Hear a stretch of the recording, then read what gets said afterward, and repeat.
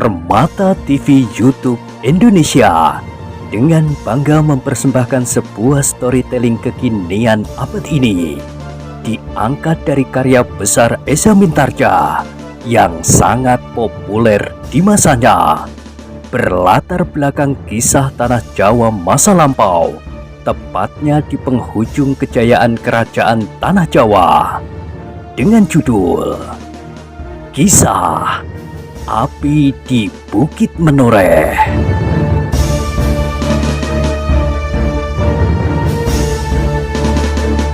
Pada kesempatan yang sangat baik ini, kita masuk pada episode yang ke-436. Selamat menikmati.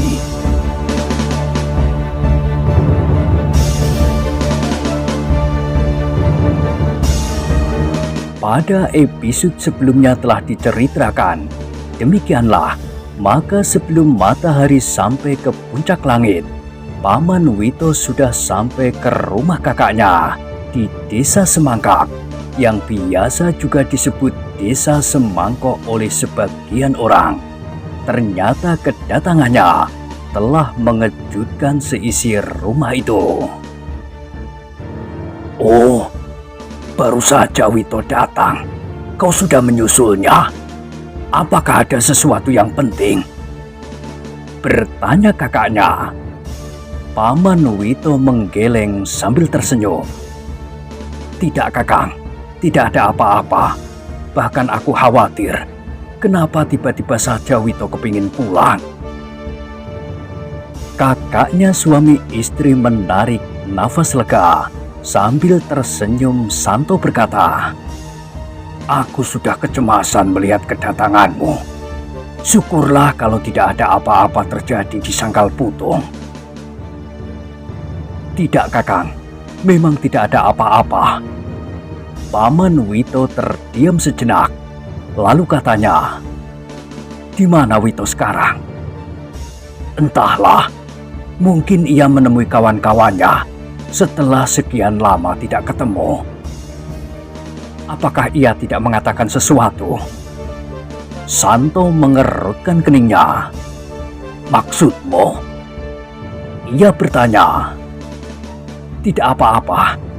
Maksudku, apakah Wito mempunyai suatu keperluan yang penting, tetapi ia tidak berani berterus terang?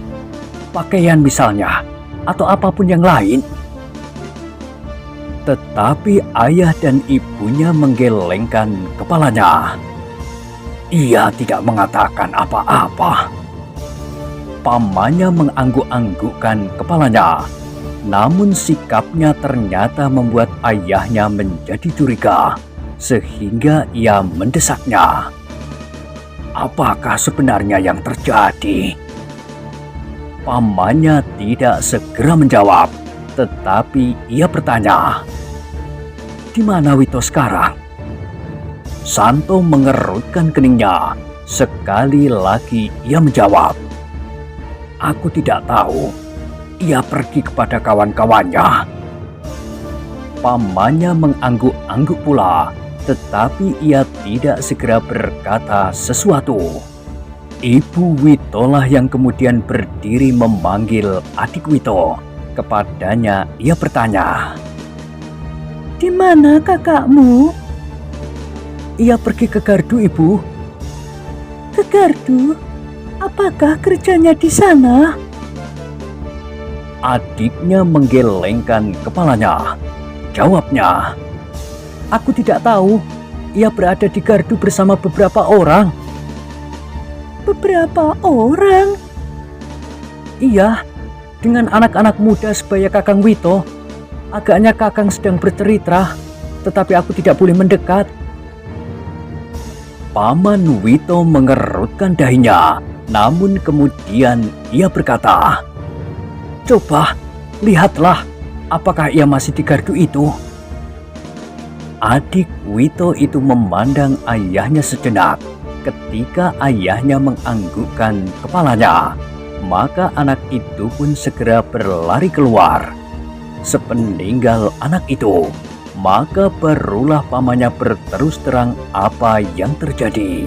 apa yang sudah dilakukan oleh Wito, sehingga telah terjadi bentrokan antara Wito dengan anak-anak muda Sangkal Putung. Gila! Orang tuanya menggeram. Wito memang pantas dihajar. Ia membuat aku malu.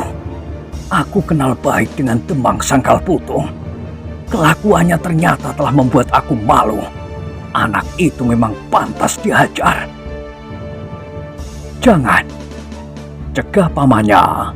Lalu katanya, jangan dengan cara itu. Ibu Wito pun menjadi pucat. Setiap kali ia melihat suaminya menghajar anak-anaknya, ia hanya dapat menekan dadanya. Bahkan kadang-kadang ia menjadi ketakutan dan sama sekali tidak tahu apa yang pantas dilakukan. Lalu mau kau apakan anak itu? Bertanya ayahnya kepada adik iparnya. Kita mencari jalan lain. Tetapi kalau anak itu dipaksa dengan kekerasan pada saat-saat serupa ini, akibatnya tidak akan menguntungkan baginya dan bagi keluarga ini. Anak itu membuat aku menjadi gila. Gumam ayahnya. Tentu ia akan mengumpulkan kawan-kawannya. Tentu ia akan membalas dendam kepada anak-anak muda Sangkal Putung itu. Mungkin, jawab pamannya. Tetapi sebelum ia meneruskan kata-katanya, adik Wito sudah berlari-lari masuk ke ruangan itu sambil berkata, anak-anak yang berkumpul di gardu menjadi semakin banyak. Nah, apa kataku? Aku harus mencegahnya. Paman Wito menjadi termangu-mangu sejenak, tetapi kecemasan yang sangat telah merambat di dadanya.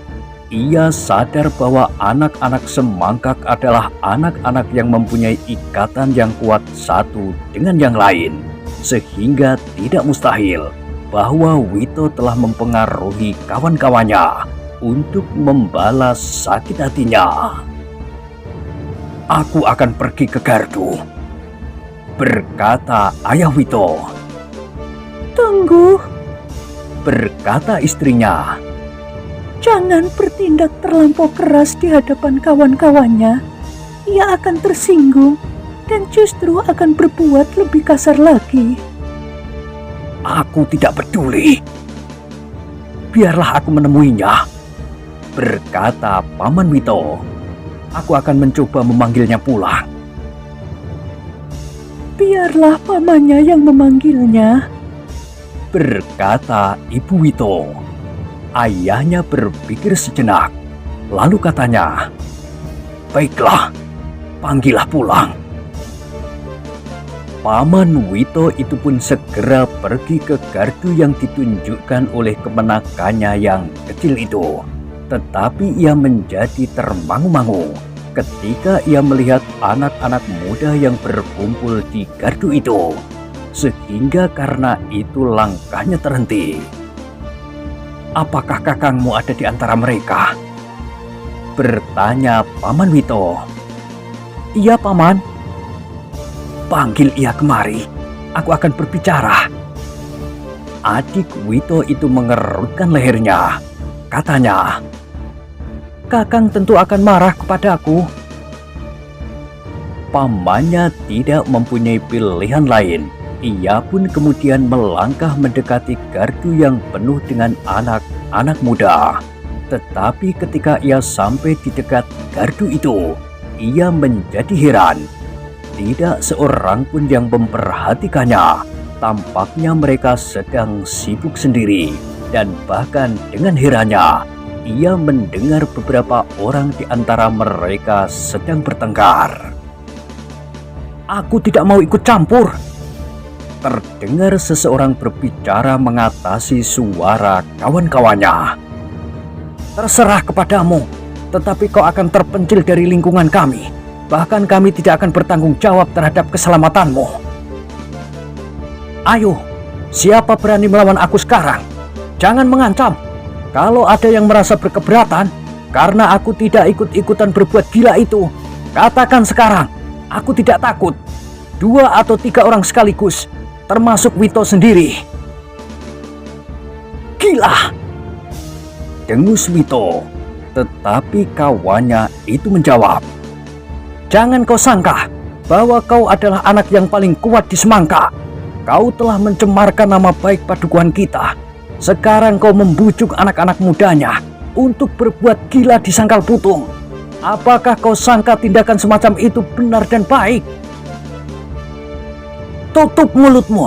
Kalau tidak ikut, pergi saja dari sini. Sekehendakku, aku anak Semangka. Aku boleh berada di mana saja di padukuhan ini. Jangan keras kepala. Kau akan benar-benar terpencil dan nasibmu ada di tangan kami. Persetan, aku berani menghadapi akibat itu. Kalian mau apa? Dan jangan disangka bahwa aku berdiri sendiri. Coba, siapakah dari anak-anak muda sebelah selokan yang ada di sini dan mau membantu kalian? Tidak ada.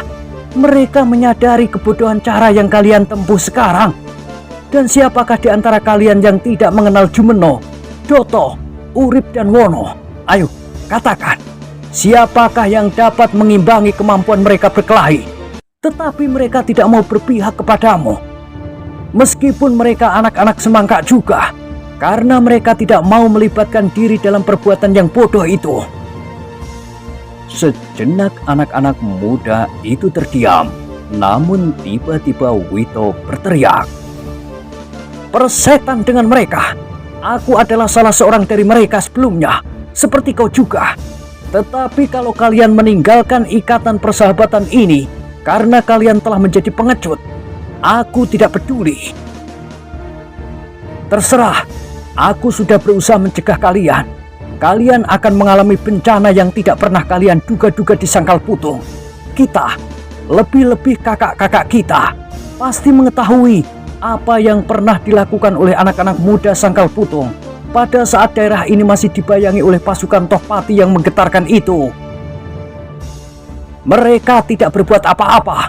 Pasukan Pajang yang berada di Sangkal Putung itulah yang telah berbuat banyak untuk menyelamatkan Kademangan itu. Terserah, terserah. Aku tidak akan ikut campur. Aku tidak peduli.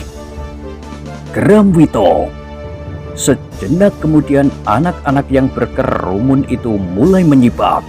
Dari antara mereka, seseorang melangkah tergesa-gesa meninggalkan gardu itu. Itulah agaknya anak muda yang tidak mau ikut campur dengan kawan-kawannya, yang ternyata telah dibakar oleh keinginan untuk berkelahi. Untuk sekedar menunjukkan bahwa mereka adalah laki-laki. Ternyata Paman Wito mengetahui gelagat yang tidak menguntungkan itu. Ia mengurungkan niatnya untuk menemui kemenakannya. Ia yakin bahwa dalam keadaan serupa itu, kata-katanya tidak akan didengarnya. Karena itu, maka ia ingin menunggu saat yang lebih baik. Karena menurut perhitungannya, anak-anak Semangka itu pasti menunggu senja untuk bertindak. Karena itu, maka sebelum anak-anak muda itu menyadari kehadirannya, maka ia pun segera menyelinap ke dalam sebuah tikungan kecil dan berjalan dengan tergesa-gesa meninggalkan tempat itu, menjauhi gardu sambil menggandeng adik Wito. Kemana kita, Paman? Kita pulang ke rumahmu. Apakah ada jalan yang sampai ke sana lewat jalan ini? Ada. Jalan ini memang akan tembus ke jalan di belakang rumah kami, dan kami dapat memasuki kebun belakang lewat pintu regol Butulan. Marilah. Keduanya pun kemudian berjalan semakin cepat lewat jalan sempit. Setelah meloncati parit dan beberapa kali berbelok, maka mereka pun kemudian sampai ke jalan yang akan melewati kebun belakang rumah Wito. Kedatangan mereka yang tergesa-gesa itu mengejutkan ayah dan ibu Wito, sehingga dengan serta-merta mereka bertanya, Kenapa dengan Wito? Pamannya menggelengkan kepalanya. Jawabnya, tidak apa-apa, tetapi aku tidak sempat menemuinya karena ia sedang sibuk berbincang dengan kawan-kawannya. Oh, kedua orang tua Wito itu menarik nafas dalam-dalam. Namun ayah Wito itu pun bertanya, kenapa kau lewat jalan belakang?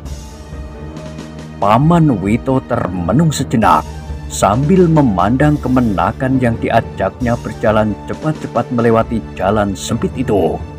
Namun kemudian Paman Wito itu tersenyum. Katanya, anak itu ingin menunjukkan jalan lain untuk pulang ke rumahnya. Santo memandang anaknya sejenak, namun tampak olehnya bahwa jawaban itu pasti bukan jawaban yang sebenarnya karena sorot mata anaknya yang aneh. Karena itu, maka ia pun mendesaknya. Apakah yang sebenarnya dilakukan oleh anak itu? Paman Wito itu pun tidak segera dapat menjelaskan apa yang telah disaksikannya. Ia masih mencoba mencari cara yang baik untuk mencegah hal itu pula. Jika ayah Wito menjadi marah dan tidak terkendali lagi, maka hal itu akan mendorong Wito menjadi semakin kasar dan mendendam. Apakah kau melihat sesuatu yang mencemaskan? Ayah Wito mendesak. Kakang, berkata Paman Wito itu kemudian, memang tidak mudah mengurusi anak-anak muda saat ini. Apa yang sudah mereka lakukan? Memang ada usaha untuk membalas dendam. Gila, aku memang harus mencarinya. Ia sudah pergi. Cepat-cepat Paman Wito itu menyahut. Tetapi aku kira ia masih akan pulang. Aku tidak tahu pasti apakah yang akan mereka lakukan. Tetapi kita mencoba menunggunya. Mungkin ia masih akan pulang sebelum pergi ke Sangkal Putung. Itulah yang mencemaskan. Suasana padukuhan ini menjadi semakin jelek karena anak-anak yang kehilangan arah. Wito memang harus dihajar. Itu tidak akan menolong, berkata iparnya. Kita harus menemukan suatu cara yang baik untuk menghindarkan anak-anak kita dari suasana yang suram itu. Dengan kekerasan saja, mereka tidak jerah. Apa yang dapat kita lakukan kemudian? Mungkin dengan cara yang justru tidak kasar dan keras. Persetan, geram ayah Wito. Aku sudah pening dibuatnya. Biar saja ia datang ke Sangkal Putung. Ia akan tahu anak-anak muda Sangkal Putung tidak dapat dianggap ringan. Mereka telah terlatih menghadapi bahaya yang sebenarnya, hampir seperti pasukan prajurit. Paman Wito mengerutkan keningnya. Aku tidak peduli lagi. Santo masih menggeram. Tetapi bagaimana kalau terjadi sesuatu atasnya? Ibu Witolah yang menjadi sangat cemas. Itu akan menjadi pelajaran baginya. Kalau yang terjadi itu membahayakan, ia adalah sebab dari keributan ini. Biar saja. Hanya ada dua jalan bagiku. Menyeretnya pulang dan menghajarnya, atau membiarkannya sama sekali. Tetapi ia tidak menyadari apa yang dilakukannya. Anak itu sudah cukup besar untuk mengerti baik dan buruk. Aku tidak lagi dapat berbuat apa-apa. Ketika ia mempelajari olah kanuragan, sebenarnya aku sudah mencemaskannya. Jika ia tidak mendapat tuntunan, bukan saja lahir tetapi batinnya. Akibatnya ia senang berkelahi, karena ia dianggap salah seorang dari beberapa orang terbaik yang mendapat tuntunan olah kanuragan itu. Siapakah gurunya? Bekas seorang prajurit. ia memberikan tuntunan itu bagi anak-anak muda di semangkak bersama-sama. Penilikan seseorang demi seorang agaknya memang kurang. Paman Wito mengangguk-anggukkan kepalanya. Katanya, aku akan menemuinya. Mudah-mudahan ia dapat mencegah murid-muridnya. Orang itu tentu mempunyai pengaruh yang kuat bagi anak-anak yang mendapat latihan daripadanya. Santo mengerutkan keningnya, tetapi ia pun menganggukkan kepalanya. Cobalah, temuilah orang itu. Kemenakanmu itu dapat mengantarkan kau. Demikianlah, dengan diantar oleh adik Wito, pamannya itu pergi ke rumah seorang bekas prajurit yang selama ini memberikan bimbingan olah kanuragan kepada anak-anak muda semangka.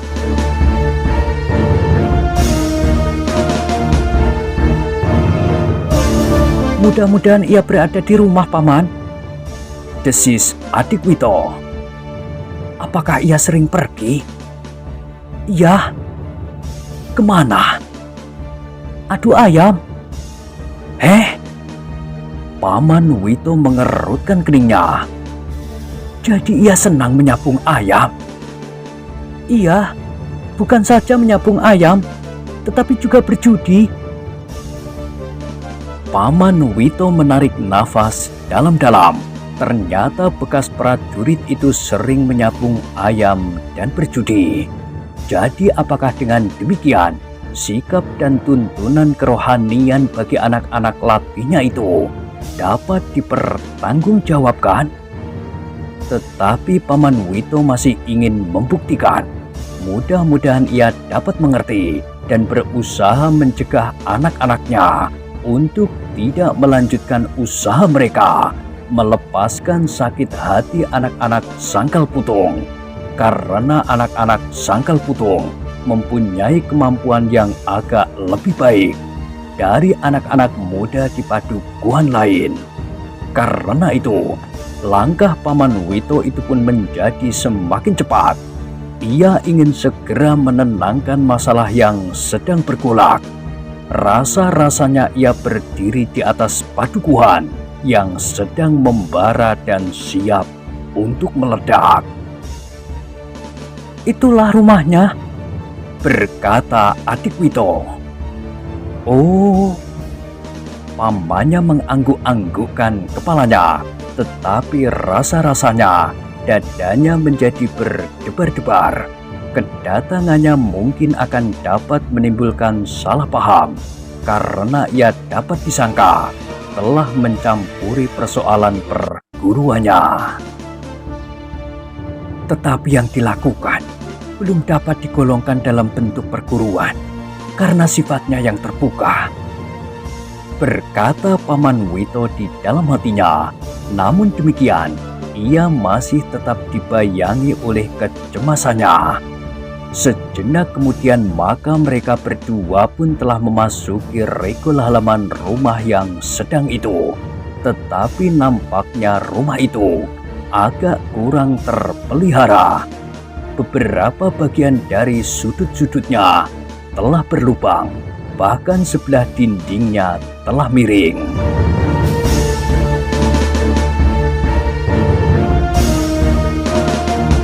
Agaknya penghuni rumah itu tidak sempat memelihara rumahnya, berkata Paman Wito di dalam hatinya.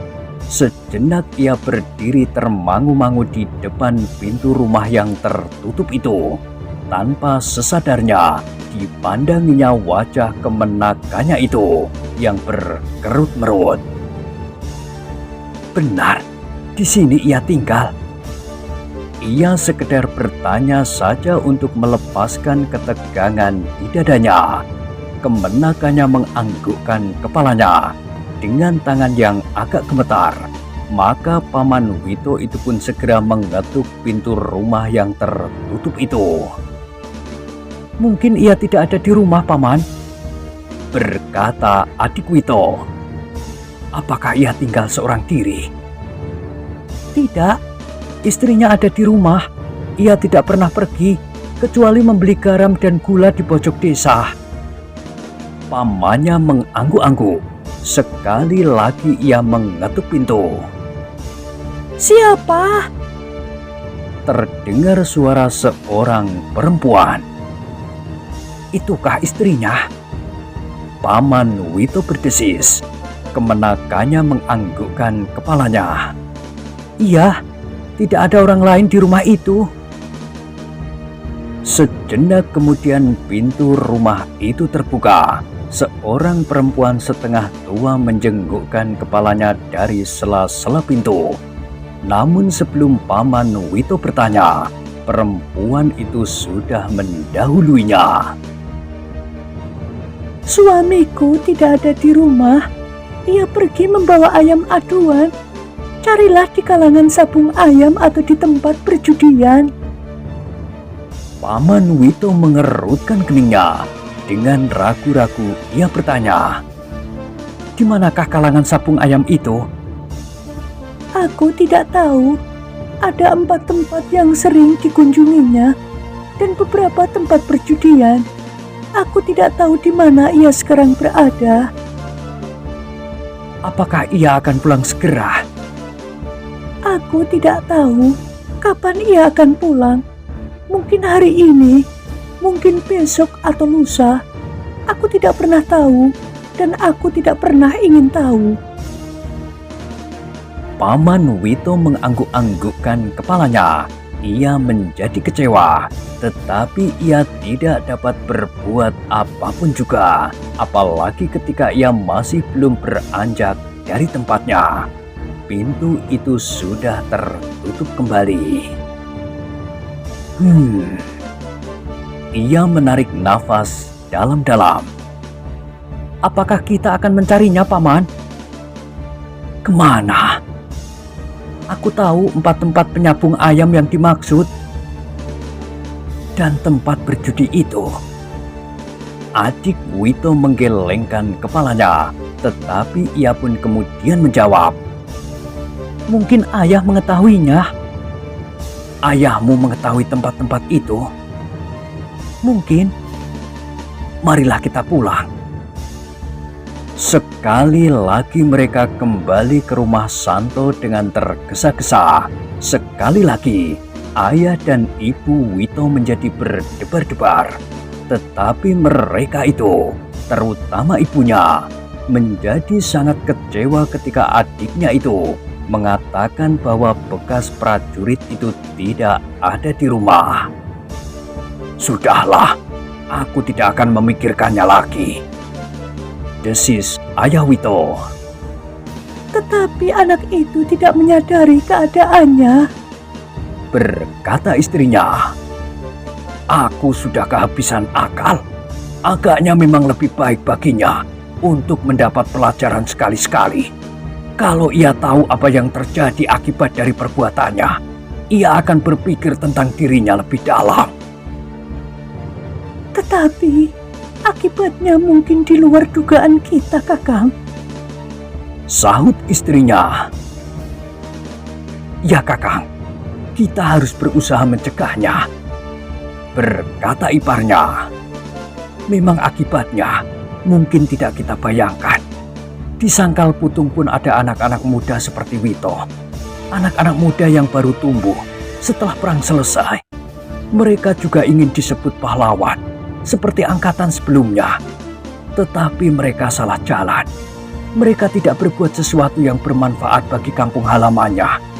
Tetapi mereka sekedar memperlihatkan kejantanannya. Karena bagi mereka, kejantanan itu sejalan dengan kepahlawanan tanpa mengingat arti dari perbuatannya itu bagi kampung halamannya dan sesamanya. Lalu apa yang harus aku lakukan? Aku tidak dibenarkan untuk mencari Wito di antara kawan-kawannya, karena hal itu akan dapat membuatnya menjadi semakin kasar.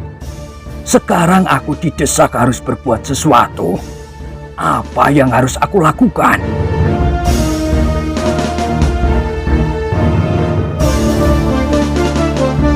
Kakang, berkata Paman Wito, aku akan kembali ke Sangkal Putung.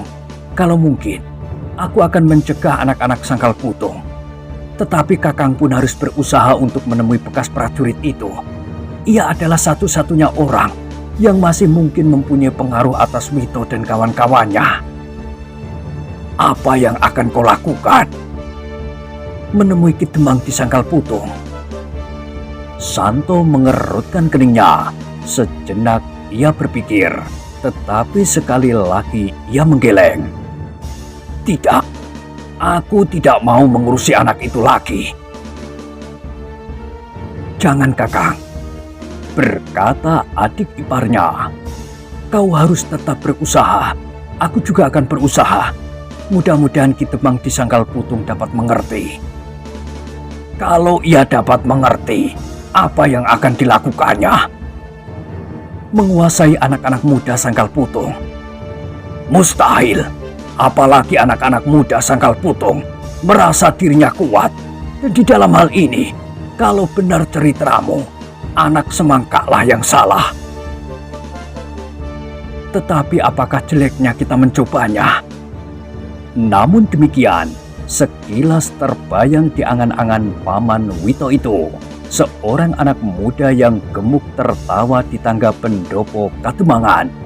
Dengan ragu-ragu ia bertanya kepada diri sendiri, apakah Swandaru dapat mengerti? Sejenak Santo pun merenung ketika tanpa sesadarnya ia berpaling memandang wajah istrinya. Dilihatnya mata itu basah. Santo menarik nafas dalam-dalam. Katanya kemudian dalam nada yang rendah, baiklah, aku akan berusaha menemui penjudi, penyabung ayam dan pemabuk itu. Mungkin ia dapat mencegah anak-anak semangka, atau justru ikut serta dengan mereka. Ah, tentu tidak. Seharusnya tidak. Baiklah, aku akan mencarinya. Tetapi tentu amat sulit untuk menemukannya. Sebaiknya Kakang berusaha. Sekarang aku akan kembali ke Sangkal Putung. Kepergian Wito memang menimbulkan kecurigaan. Supaya tidak terjadi sesuatu, kita yang tua-tua inilah yang harus berusaha. Santo tidak menjawab. Sekali ia menarik nafas dalam-dalam, kemudian ia duduk saja merenung memandang ke kejauhan. Sudahlah Kakang, berkata adik iparnya. Aku akan segera kembali, supaya kita tidak terlambat. Bukankah Kakang akan segera pergi juga, mencari orang yang mengajari anak-anak semangkak berkelahi itu? Santo mengangguk, jawabnya kosong. Ya, aku juga akan pergi. Demikianlah, maka Paman Wito itu pun segera minta diri kepada kakaknya, suami istri. Dengan tergesa-gesa, ia meninggalkan semangka dan kembali ke Sangkal Putung. Dadanya menjadi semakin berdebar-debar ketika dari kejauhan ia melihat anak-anak muda yang berkumpul di gardu itu sudah berpindah ke sudut desa, sehingga ia pun terpaksa mengambil jalan lain, melintasi pematang yang justru malahan memintas lebih dekat.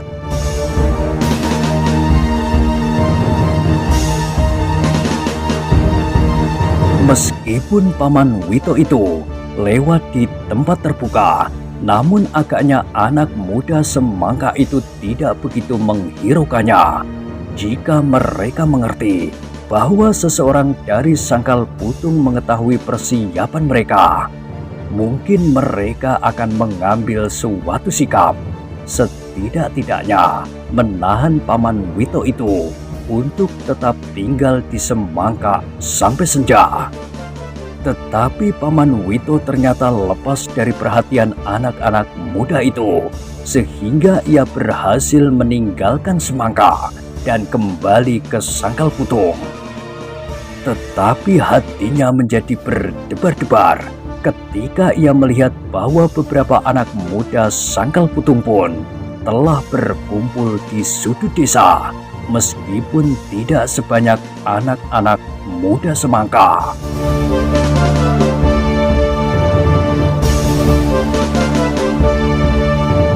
Nah, bagaimanakah kisah selanjutnya? Silahkan ikuti terus kisah Api di Bukit Menoreh pada episode berikutnya. Sampai jumpa.